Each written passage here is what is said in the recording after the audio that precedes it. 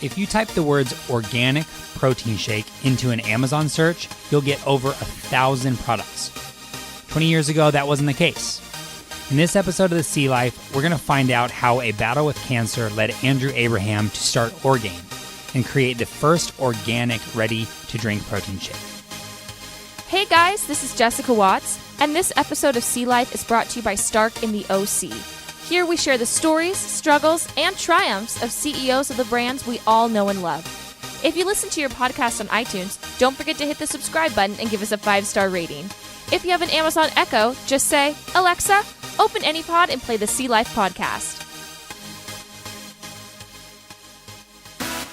What's up, everyone? This is another episode of The Sea Life. Learn from everyone you can. Learn of what your interests are. Yeah, I was making $3.75 an hour. That's what it looked like. Being an entrepreneur is like jumping off a cliff and building a plane on the way down. We know the names, we recognize the brands, but how do CEOs and entrepreneurs build successful companies? That is the story we want to tell.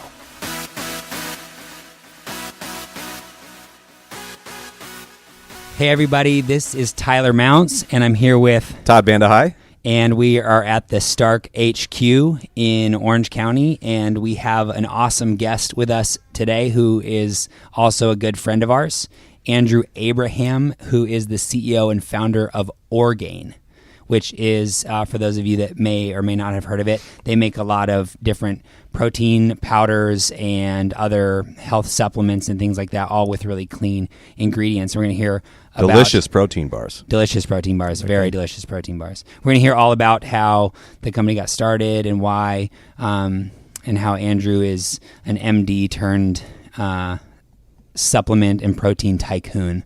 But anyways, Andrew, thanks for coming. It's good to have you here. Thanks for having me. So, everyone, part of your story is that, I mean, you came from a background, you were a doctor. That's right. So You're sort of a doctor, right? Full-blown doctor. Full-blown doctor. So tell us, so obviously why'd you even go to med school? Yeah, so I'll start from the top. So basically everyone in my family is a doctor. Really? Yeah. Like how many generations back? I mean, not just not generations, more like, your siblings, everyone, cousins, really? Uncles, everybody's a doctor. So that's like all different kinds of doctors? all different kinds. Yeah, all different kinds. So it was instilled in me since I was young. It was just your path. You're going to be a doctor. Yeah. Huh. You could do other things, but you're going to be a doctor, right? It's kind of what that's. Yeah, you can have hobbies, but you will be a doctor. You'll come back to, so there's pictures of me in a stethoscope when I'm 4. I'd go with my dad and do rounds and everything, 5, 6, 7. Wow, interesting. And that was my path, and I enjoyed it. I did like it. I'd like going with my dad to the hospital. I'd like seeing patients with him. I saw what he was doing. What kind of doctor was your dad? He was a pediatrician. Okay. So it was a lot of fun. So that was the path that I was on. And, that was always instilled in me that that's what I was going to do. And he had built a practice, and I was supposed to take over his practice. And that was kind of how it was all laid out. So you go to undergrad, then straight into med school, like you're just fast track doctor. That was the plan. So up in my senior year of high school, I was 17 years old. Everything was going really well. Midway through my senior year, of course, senior year, you're having the time of your life. I was playing varsity soccer, tennis. Everything was going really well. That right here in Southern California? Is that where you're from? Yeah, here in Southern California. Yep. And just taking a shower one day, felt a small little lump in my abdomen. Didn't think anything of it. Asked my dad, who's a doctor, and he said, I'm not really sure what it is, but if it doesn't go away by tomorrow, let's get it checked out. Didn't go away by the next day. We went and saw a doctor, and he said, we should probably take a biopsy. I'm not sure what it is. Took a biopsy, and it ended up being rhabdomyosarcoma is what it's called. That's the long name of it. But it's a muscle cancer, basically. Wow. And you said you're 17 years old? 17 years old. 17. So, 17. Is that a pretty rare form of cancer? It's pretty rare. Yeah, especially at the age of 17. It's actually more of a childhood cancer, but it occurred at the age of 17. Oh, it's actually, so mostly younger? Mostly so it's younger. Unusual for you to get it that old? Yeah. Wow. Yeah. So I was 17, about to turn 18. So Scary. Scary. Yeah, definitely scary. And then that changed everything. So that was that necessitated scans and surgery and the whole 9 to see if the cancer had spread. And we were hoping that it would just remain localized. We would just remove it and move on. and it didn't. So it had spread a bit into lymph nodes, and that necessitated all of the nasty treatments that I'm sure you guys are familiar with. So chemo and radiation and all of that stuff. Jeez. Well, did you finish your senior year in high school, or did you have to? I did. Yeah, I did. So my senior year of high school, I finished, but I finished from home in a hospital bed, basically. So I wasn't able to I wasn't able to walk or do anything like that, because I would go to the hospital every 3 weeks, get this huge dose of chemotherapy, get knocked out, feel horrible, and then start to feel a little bit better. And on day 20, when I actually felt back to normal, that's when you got it again. Day 21, you were back in the hospital getting another dose. Oh my gosh! So it was a repetitive cycle. When you say you couldn't walk, was it because you were just weak? No, I couldn't be around crowds because my immune system was down. Even sitting in a room like this where there's 6, 7 people or whatever it may be, if your immune system's down, you get sick. That's worse than the cancer. Wow. So I stayed at home, and to pass the time, for some reason, I picked up books, and for some reason, I picked up the topic of nutrition. I had no interest in nutrition. I was 17. I was eating Taco Bell and In-N-Out and had a six-pack, right? I mean, at 17, you're invincible, things are easy. Right? Yeah, things are easy. And I don't know why, but I picked up one book on nutrition. So how long was this? Were all these treatments? A year. A year. So it was a a full year of you. Wow, that's a long time, isn't it? Yeah, it's definitely a long time. And you having lots of treatments? You said every 21 days was how often you? Every 21 days, yeah. Every 3 weeks you'd get this treatment. So, I had to find a way to pass the time. I didn't want to watch TV, so I was reading, and the topic was nutrition. And I ended up reading one book, and one book turned into 2, turned into 10, turned into 50, turned into 100, and all on nutrition. All on nutrition and wellness and organic, and trying to understand kind of how I could dig myself out of this hole that I was in. And I was also losing weight during this time because these chemotherapy treatments are rough. They're not easy. Yeah. And then you don't have an appetite, and I had no desire to even smell food, right? Wow. So, my mom was willing to do anything. She's like, think of any food you want. I'll make it. We'll go get it. And there was nothing that I could tolerate. So my weight started dropping. I was 140 pounds at the time, dropped to 130, 120, 110. I got down to 100 pounds. Wow. Oh my gosh. Yeah, and the doctor said, listen, you need to do something because this is going to be worse than the cancer. So he handed me a bottle of Ensure and said, drink, go out and drink as much of this as you can. The old school meal replacement, right? Old school, yeah, made by a big pharmaceutical company. It says #1 doctor recommended on the front. Go out and drink as much of this as you can. My mom went out and got 12 cases. What goes through your head today when you see #1 doctor recommended product or whatever? Oh, it's a joke. Yeah, it's a joke. Yeah. So I started drinking these shakes under the impression that they were good for you. It came from my doctor. It said #1 doctor recommended. It tasted horrific. So I thought, whatever was inside had to be good for you. Because it tasted like crap? It tasted like crap, right? So I was thinking it's got to be good for you if it tastes this bad. Yeah. What's funny is that sometimes that rule is reasonable, but then there's always, obviously you've built a company that defies that, but it's funny. Yeah, no, it is. It's funny how that works. And it was one of those things that I just trusted the system, right? And trusted that it was everywhere. And it came from my doctor. But all these books that I had kind of dived into were showing me that they weren't very good for you. And there was a page in a book and it said, here's a list of ingredients that you should never, ever put in your body. And I had a bottle of this Ensure. The books that you were reading, I'm assuming they're from a range of types of authors, right? All kinds. Yeah. Some were MDs, some were nutritionists, some were naturopaths. Random. Yeah. Yep. Okay. All across the board. So MDs, naturopaths, nutritionists here in the U.S. and abroad, all over. Huge library of books. And it said, here's a list of ingredients you should never put in your body. I had a bottle of Ensure at the hospital, and I said, let me just make sure none of this crap is in here. But I put it side by side, and it read exactly like the page. First ingredient was high fructose corn syrup, genetically modified soy protein isolate, and it just got worse from there. Wow. Oh, my gosh. Artificial flavors, artificial, a preservative that at the time was on the FDA carcinogen list. Wow. Ironically. So this doctor is telling you to drink this product that has known carcinogens in it. Right. And you're being treated for cancer. Right. Oh, ironic. So, he walked in the room and I said, and he wanted to talk to me about the treatment plan. And I said, before we even start, I got to ask you about this shake that I've been drinking. I'm reading that it's the worst thing in the world for you, and I'm at my lowest of lows right now, and I'm trying to help myself out. And I thought he'd be defensive, and he wasn't at all. And he said, the truth is, you're right. It's not that good for you, but this is what we have in the form of liquid nutrition. If you go out there and you find something better, let me know. I'd love to recommend something else to my patients. But we don't have anything. He says, and you need calories. So, I hear what you're saying, but, open the cap and start drinking. Yeah, wow. So for him, it's the lesser of two evils. It's the lesser of two, right. So that's what started the journey. That was kind of what started, that was the whole, reason why I started Orgain. So you went out there then and you tried to find other solutions. Called all over the United States and Canada, abroad. I thought someone for sure is making a clean shake. Right, looking for products without those ingredients. Yeah, and there wasn't. And so it got What year is this? This was in 99. Okay. Yeah. No one was making a clean shake. So we went and bought a Vitamix, and I went to the store and we just started blending shakes. And I would drink 6 of these shakes a day, replacing all the bad with good vegetables, organic protein and so forth. And that's the only change I made. Wait, how are you getting organic protein in like you're making a smoothie basically, making right? smoothies, yeah. But how are you getting protein? Like you just made like a protein powder that was a little cleaner? Okay. Yeah, but you'd buy just the raw ingredient. Okay. Like whether it was organic whey or organic pea protein, it was just the raw ingredient. And then I would add things like kale and spinach and frozen blueberries and that kind of thing. And I would just chug them down.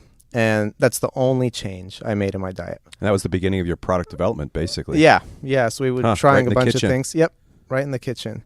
And I ended up feeling better, tolerating the treatments better, and ended up gaining about 20 pounds. And the only change I made in my diet was these magical shakes that I attributed my recovery to. Wow. Crazy. So later went to UC Irvine, was a year behind because I was, with these treatments and so forth, but, determined not to be set back. So took summer classes, night classes, finished in 3 years, went to Loma Linda, got my graduate degree, got my master's in health administration, went on to medical school. Health administration. Yeah, I mean, my dad was, he had a medical practice and also kind of was dealing with the business side of medicine. And I was supposed to take it over, right? And so I went and did that, went to medical school, again, finished quickly in medical school because I just wanted to press forward. Did my residency in family medicine, but with a focus on integrative medicine. So my patients that came in... Where did you do the residency at? I did it here. So I was at Kaiser. At Kaiser? Yeah, so here in Kaiser California. had an integrative medicine... No. Okay. It was family medicine. Integrative medicine was more of a separate path. Okay. I took, yeah. So you were just doing that kind of like outside on your own? Outside, yeah. Dr. Weil has an integrative cancer path, integrative medicine kind of course that basically I took. So this is like like 7 or 8 years though? So you graduate high school, you're recovered now and with these miracle shakes that you're making, and then you go on to like 7 or 8 years of school? 7 years plus, yeah. 7, 8 years, yeah. With so, school, residency, all of that. So do you have in the back of your is the beginnings of Orgain like in the back of your mind at this point, or a little bit? But I understood that my life path, like I told you in the beginning, was I was going to be a doctor, right? But I didn't think I was going to make a shake, or go on to start Orgain. I was thinking, I just changed my lifestyle. In college, everyone was going to the cafeteria and eating all kinds of crazy stuff, and I would, try to eat as clean as possible. But it stuck with me. In my residency, I had a lot of patients that, would come to me. They had diabetes or cholesterol issues, and before we wrote a prescription, I talked to them about their diet, started supplements, and at the end of my residency, my patients were on the least amount of medications and had the best blood work. Okay, so like, what did the like senior doctors think of everything you were doing? I mean, you probably were a bit of a renegade. A bit, yeah. I mean, it was going against the grain a little bit, because it was just going back to the basics, right? It's amazing how much better you'll feel if you just change your diet, to have some key supplements, and to manage your stress and so forth. But there was a lot of patients. So you were like almost like a naturopathic doctor undercover. I mean, everybody in knew. a hospital full of MDs. Everybody knew. Everybody knew that, if you're going to this guy, Dr. Abraham, you're not, before you get a prescription for Lipitor, he's going to talk to you about a bunch of stuff. That's funny. So you had like a rep. You had a rep. Yeah. That was my How were you reputation. viewed by your peers? Initially it's met with some resistance, right? Because it goes against kind of the cookbook that we have. Your cholesterol's, your LDL's 180. Here's a prescription, and it comes down, and everything's fine. The problem is we don't take into account the side effects, the long-term, risks of that. So for me, I felt taking a much more simplistic approach was better for the patient, and the patients appreciated it. So, I had a pretty strong following at the hospital, and then what happened is a lot of patients said, I'm looking for something convenient. I want protein. What do you recommend? And I said, well, I couldn't in good conscience say go out and buy Ensure or Boost or any of this stuff out there. So I'd give them a long list. Go out and buy these 20 ingredients, blend this shake. Like what you did. Yeah, exactly like what I did. Do what I did. But how many people actually did it? The compliance was low. I'd say maybe 1 out of 20 did it, and that one probably was lying to me, right? Yeah, yeah. So compliance was that. low. So they were telling me I just want something convenient, easy. And that's when I started Orgain. Probably the worst time to start a company. It was my internship year, which you're working 100-hour weeks. My wife, Kathy, was pregnant with our first child. Jeez. And I started this company, Orgain. And Why not? Yeah, just to add a little bit to the... And Orgain comes from, I wanted to be organic, and our mantra was gain health, gain energy, gain life. And I combined the two into Orgain. And, didn't think anything of it. Found a food scientist that was willing to work with me. Told him what I wanted to do. And he said, we could take the risk. You're going to spend a few days in a lab with me in Texas. Can go one of two ways. And you're going to spend, $30,000. Decided to go out there. Went to Texas. We made 50 formulations. They all tasted like crap. All really, really bad. Wait, so have you decided, it was going to be a side project. It's a side project. It's going to be a side so you're project. still going to be a doctor. You're Still still gonna going be to a follow doctor. the path. Yeah. I'll sell it online. It'll be a side project. I really enjoy doing it. We'll do it on the side. Of course, we'll make sure that everything's... And you'll recommend it to your patients. Recommend it to my patients. Still work at my dad's practice. All of that was still the plan. And what did your family think about it? What did your wife think about it? What did your parents think about it? So my wife, she has her master's in holistic nutrition. She's a PA. Oh. She got it. She understood it. But she was about to have a baby. She was about to have a baby. She thought the timing was stupid, of course.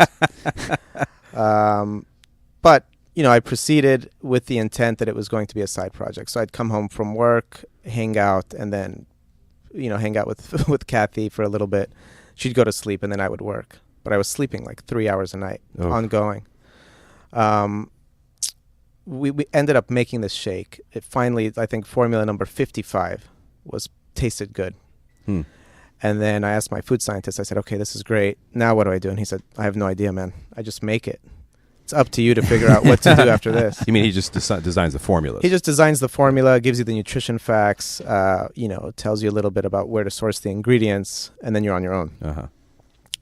So I came home, happy that we had a formula, but also defeated because what do I start to do?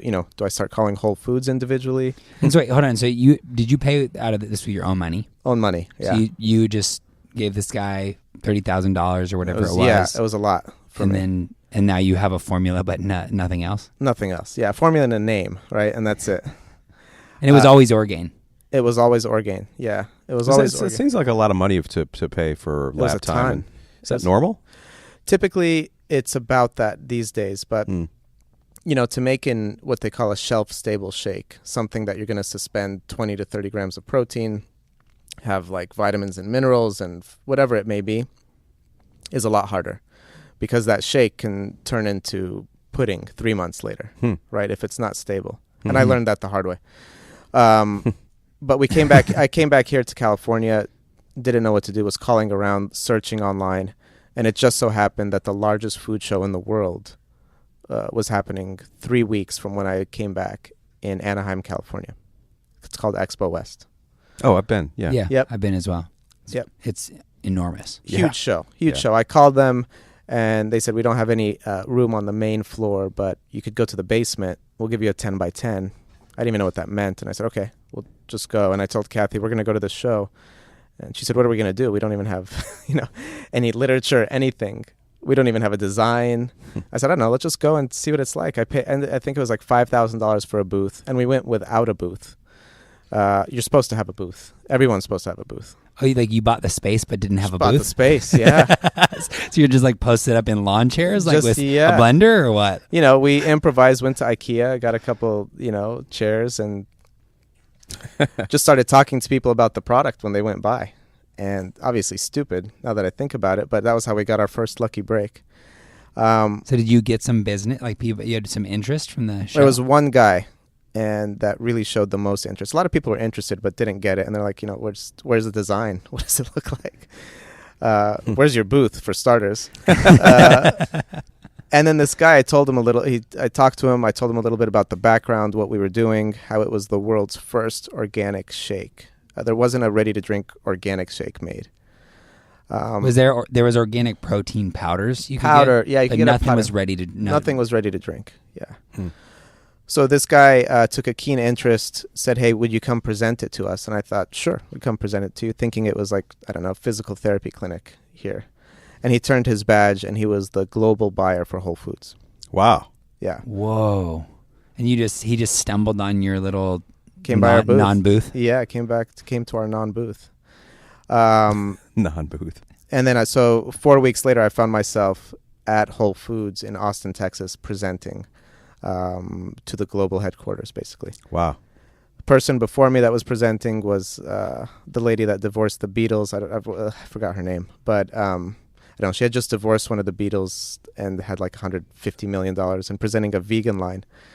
And she had like 10 guys in suits, right? And gave like, a vegan line of protein powders? No, like, I think they were meals, like frozen okay. entrees. Okay. But gave a 10 guys in suits. laser light show presentation that they gave. Music and everything. And I was up next, and I had 2 bottles and a sheet I had printed at Kinko's.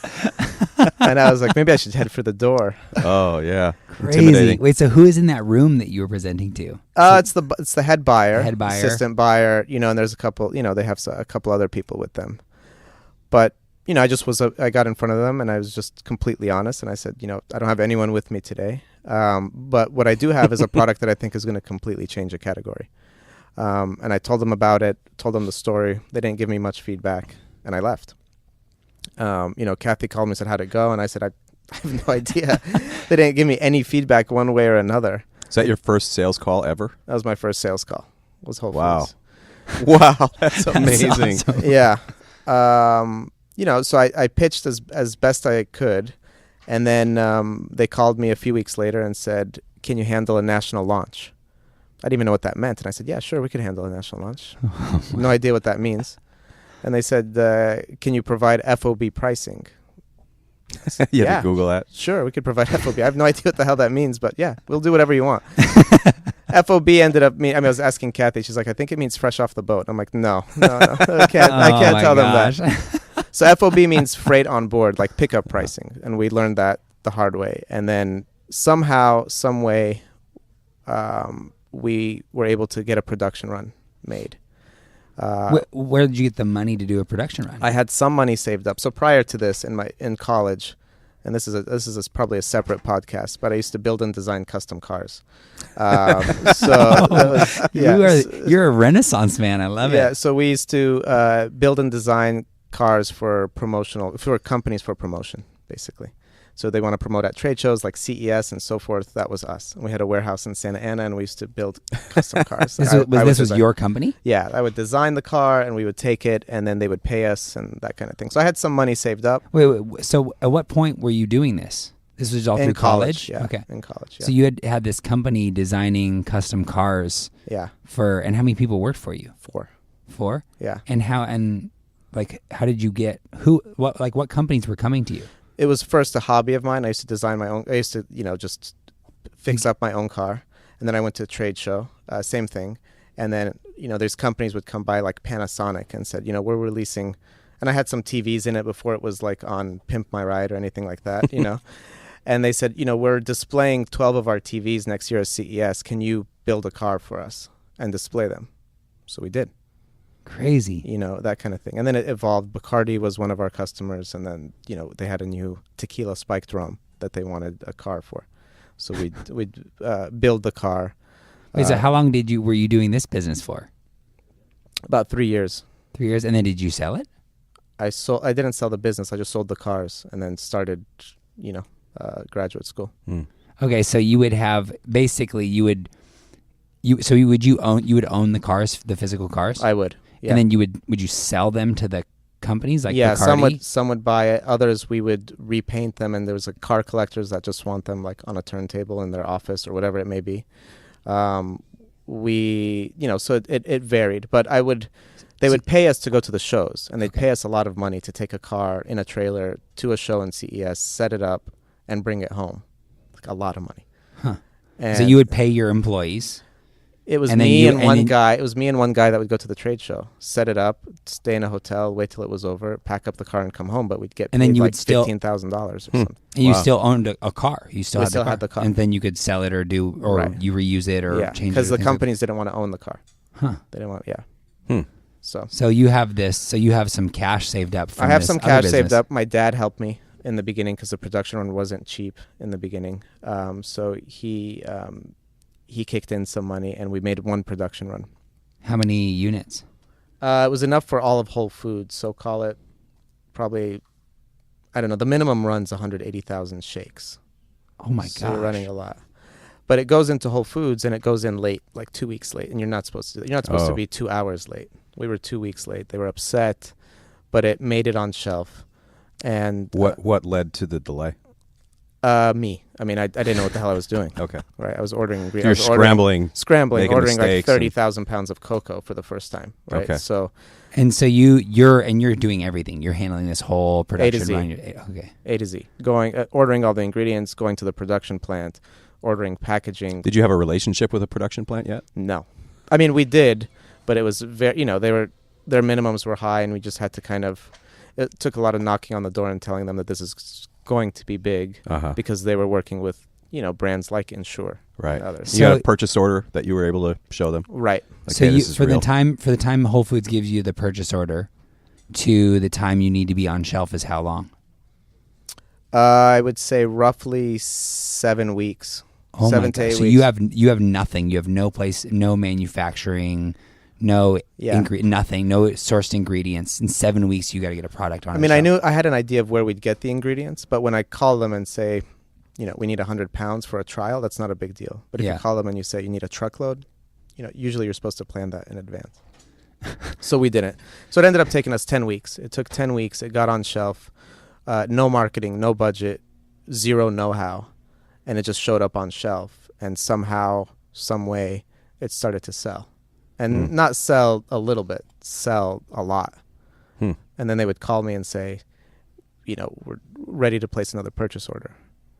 Wow. So I started getting better and learning about, how to order ingredients properly, going to these trade shows for ingredients, asking people around me, like, this is what's happening. What do I do?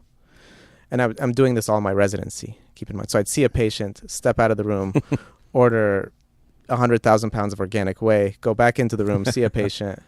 And then I was working, every third day was a 30-hour shift. So we were on call Q3. Jeez. Wow. So you'd go 30 hours, no sleep, and don't you have like little rooms where you can go in and take naps and stuff? you take naps, but you're getting paged every 7 minutes, every 5 minutes. Yeah. Crazy. Someone has chest pain, someone, all kinds of stuff. So is that whole period just like a blur? it's a blur. Yeah. It's certainly a blur for sure. There was a lot going on. There was no time in the day. How many other doctors And when were... did you have your child? Was it your son? My son, Isaac, yeah. So end of my internship here. Yeah. So Okay. So how many other smack your dab in the middle peers of stuff. were starting businesses also? Zero. I mean, they weren't going out to lunch. They would eat in-house because you didn't have time to do that. So at what point do you decide that, like, hey, I'm going to go do this? So it started catching traction. Still, the plan was I was going to work with my dad, and that was the plan. And I finished my residency. I was the chief resident the last year. So I was good at what I was doing. I loved medicine. I enjoyed it. I was the chief of the program. And then I ended up working with my dad for a few years. Sorry, I wish it was a few years. 3 months.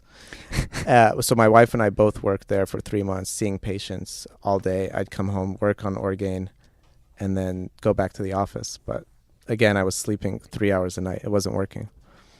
So I had to have the difficult conversation with him that, hey, this is what I want to do, and I'm going to walk away from the business. So it didn't make any sense to him, of course. He said, you went to school for 8 years after college and you're going to go sell milkshakes? You're crazy. Did he actually say he goes sell milkshakes? Yeah, he didn't understand it. Right. So he was angry and disappointed? I'd say he was confused and disappointed. He wasn't really angry. He just didn't understand it. Quite frankly, neither did I. It was a big risk. There's a quote that says, being an entrepreneur is like jumping off a cliff and building a plane on the way down, right? Yeah. And that's definitely true, for sure. I mean, I'm 10 years into this now, and I have one wing on, right? So for me, it was, getting out there, trying it, and just kind of having some blind faith that this was going to work. Mm-hmm. And that's what I did. And he told me, listen, if you walk away from this, I'm selling the practice. I want to slow down and retire. I had high hopes for you. So I was walking away from that, but decided to go ahead and just stick with Orgain. Wow. And so from that point, at this point you already are starting to gain traction in Whole Foods, and you're starting to see that this can and hopefully will be something big and worthwhile. Yeah, we're seeing it. We're seeing the sales at Whole Foods. We're seeing people, email us letters, sending letters in. We're seeing that more and more, how Orgain's helping them. And I thought, quite frankly, in the beginning, it was going to be for nourishment. People that, are dealing with cancer or had a wisdom tooth removed or can't eat. That was my initial thought. That ended up being only 5 to 10% of our business. 90% plus of the people buying our product were moms on the go, busy professionals, athletes, students, that kind of thing. So, and are you still just all ready to drink shakes? No. So the brand has evolved quite a bit. So we started. No, sorry, I meant at this point, At this point, yes, it's just shakes. And so what do you chocolate vanilla shake? That's it. And it's the whey. It's dairy based. Yep. Dairy based. So it's organic whey. Yeah, organic whey, and it's and there's complex carbs and simple carbs. There's vitamins and minerals. It's kind of an all-in-one nutritional shake. Okay. And that's how we started. And then, so fast forward, was it the growth pretty constant? Like, obviously you're in Costco now. What did the growth look like? In the beginning, it was growing fairly quickly, but I had no resources and I didn't know what to do. But I would take the story from Whole Foods and go to, on the East Coast, there's a chain called Wegmans. And I would take this, this is what we're doing at Whole Foods. This is how much we've invested in marketing, 0. This is how much we're doing in promotions, none. And the product's doing really well. So I had a story to tell. So I would replicate that story and take it to Wegmans. I would take it to Vitamin Shop. I would take it everywhere and say, I was just completely honest. I'd say, listen, I just got into this business. This is what's happening. It's going crazy. Let me know if you'd like to try it out. And so with this, how much was your own story playing into this? Because the brand Orgain with you, like your story about surviving cancer and choosing to kind of like create an alternative path for people with this with supplements and proteins, like that's a cool story. How much did that play into? I think the story helped a lot. Certainly people understood it and knew where it was coming. It was coming from a place of authenticity, right? The focus wasn't money or revenue or growth or any of that. It was, I'm looking to make a better product because there's nothing out there. So I think from that regard, it helped a lot. Cancer helped me in a different way where there was a lot of closed doors all along the way, and there's failures all throughout.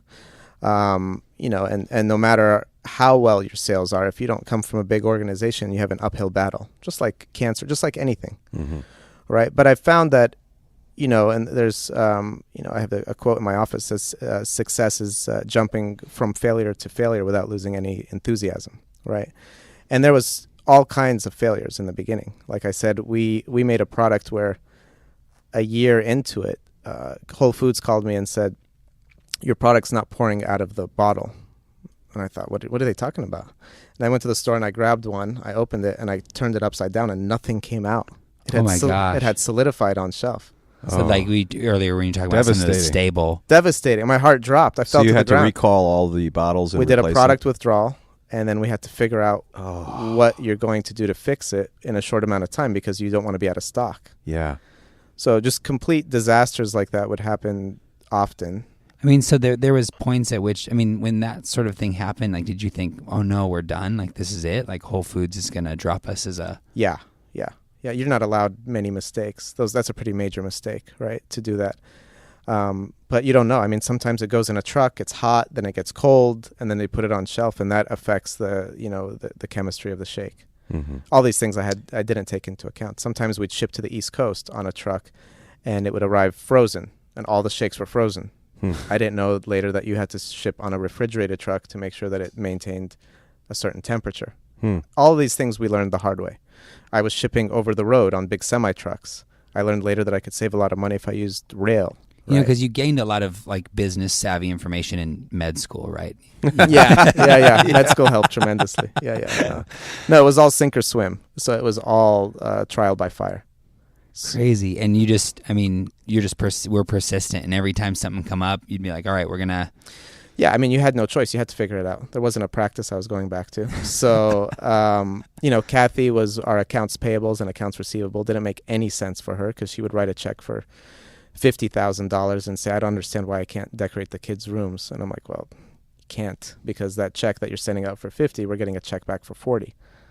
That's just how it's going to be for a while. So we have to just kind of buckle down, and that's what it is. So yeah, there was certainly some dark times, right? When you just go in a room and close the door and you're like, I don't know how we're going to come out of this. Mm-hmm. Did you experience problems with growing too quickly, kind of outstripping your cash? Yeah, certainly. Yeah. So you get into things like asset-based lending where you're borrowing against your receivables and doing things that I never even knew you could do, but I needed to do. Lines of credit, all of that. So leveraging the company and growing at a pretty quick rate. And then, I was responding to everybody, right? So whether a customer called in or a retailer called or anything, it was me. And it got to the point where it was a little bit shady. So people would call and say, what's your name? And I'd say, Andrew. And they're like, are you Andrew, the guy that's on the back of the bottle? I'd say, yeah. And some would think it was cool. And others would say, well, this is kind of a Mickey Mouse operation then. If the guy's if I'm calling and the owner's picking up, this is weird. So in order to adjust to that. Yes, this is a Mickey Mouse operation.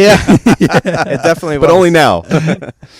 So I would, I changed my name. Like someone would call me, like, who is this? And I'd say, this is Mike, right? And Mike became a legend in the company because he was like, Mike was so good at customer service. He was the best customer service, to the point where, I had a lady call me and she said she had a medical issue, and I said, I'm a doctor and I could help you and we could walk it through. And she goes, you know what? Mike. I feel a little bit more comfortable talking to Mike.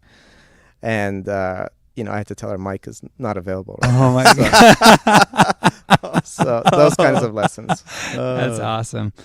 So so you guys are all over the U.S. world? Yep. Other countries? Yeah, we're in about 12 countries now. So we started with 2 SKUs chocolate vanilla SKU is like a product with a flavor. So we had 2 SKUs in 300 stores or so in the beginning. Today we have about 100 SKUs, and then we're in about 30,000 stores. Crazy. So it's expanded quite a bit, and our top retailers are places like Costco and Target and Walmart and Amazon.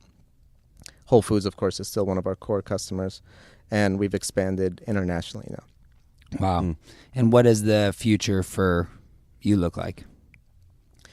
I just keep going every day. So I'm in charge of innovation. We have a lot more employees, a lot more help these days, but I still lead all of innovation, and I have my hand, because I learned every facet of the business.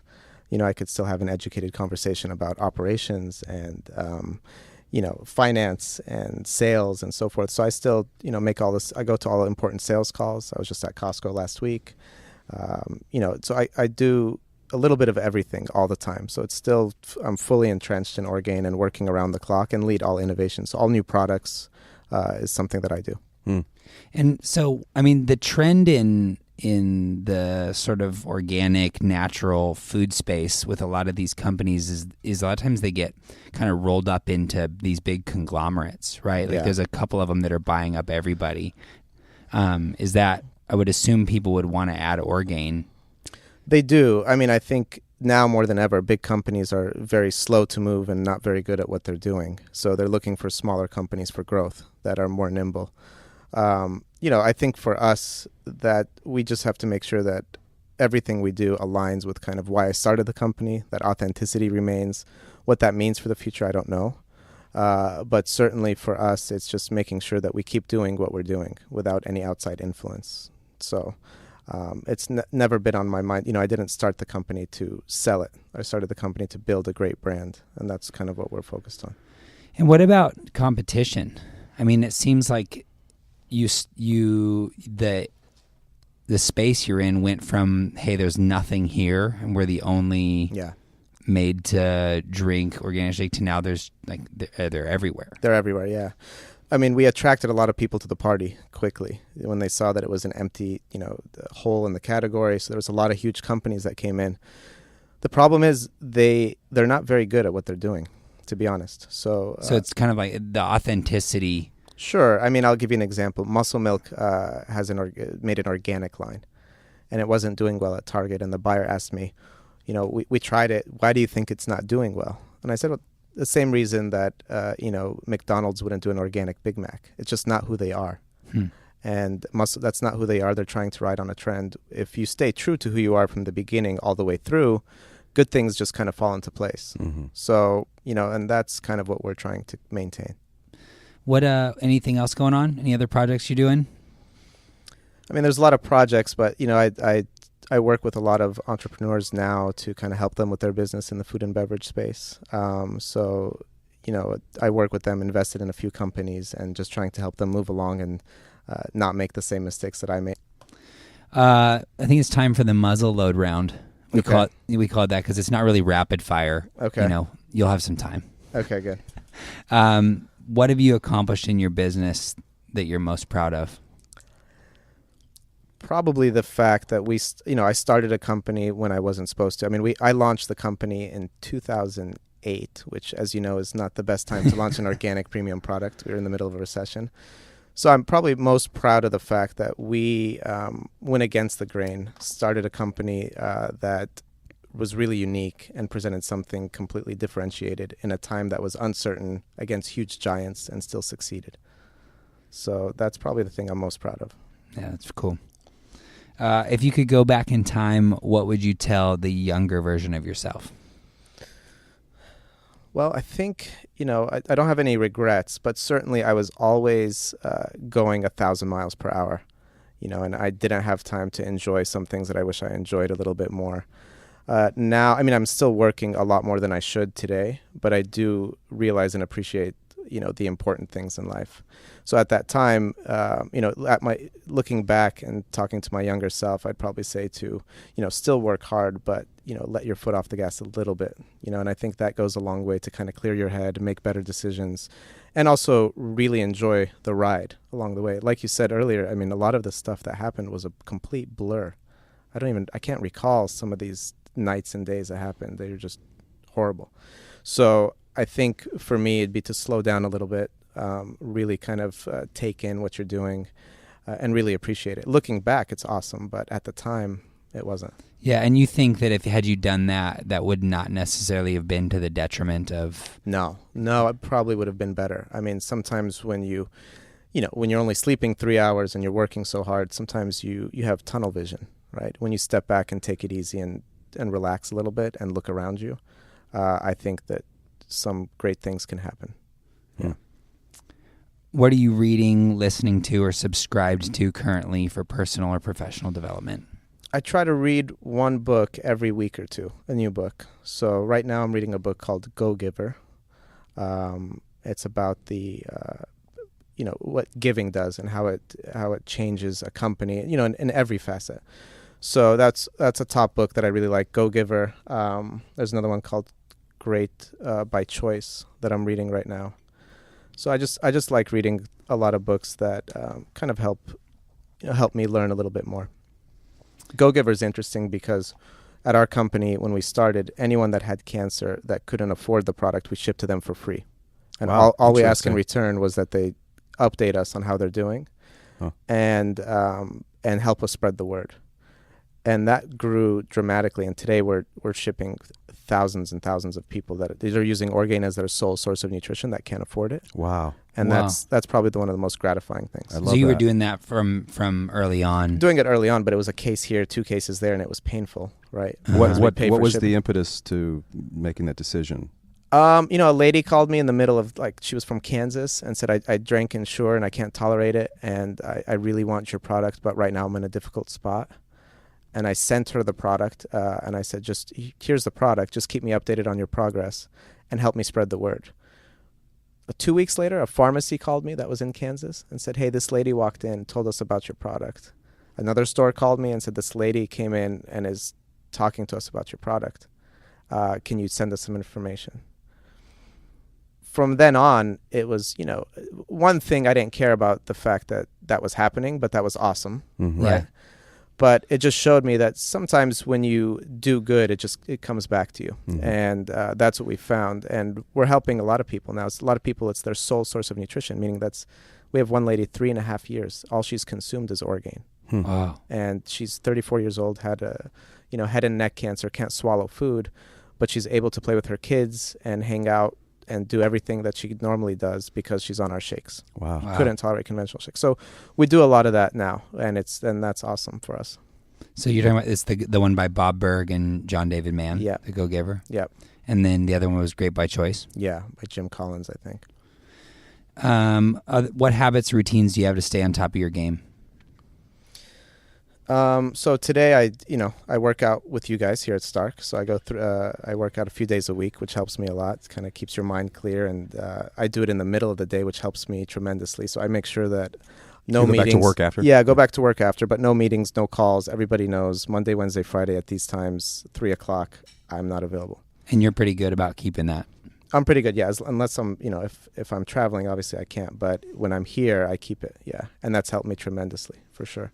So you get benefits of so you obviously get physical benefits because working out's healthy for you, but you also get some mental benefits of that disconnection to go. Yeah, for sure. Yeah, for sure. And I come back and I work the second half of the day. So I finish here around 4:00. I go back, work a few hours, and it's no problem. And I feel good.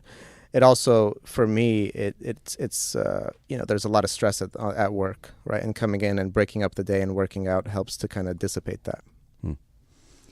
Cool. Well, Andrew, this has been awesome. Thanks for sharing about your story and telling us a little bit more about why we can enjoy such delicious, healthy shakes. Great. Thanks for having me. Other than the website, so Orgain.com, where people can see all your different products. I mean, you have cool products for children. You have powders and made-to-drink stuff. Yeah.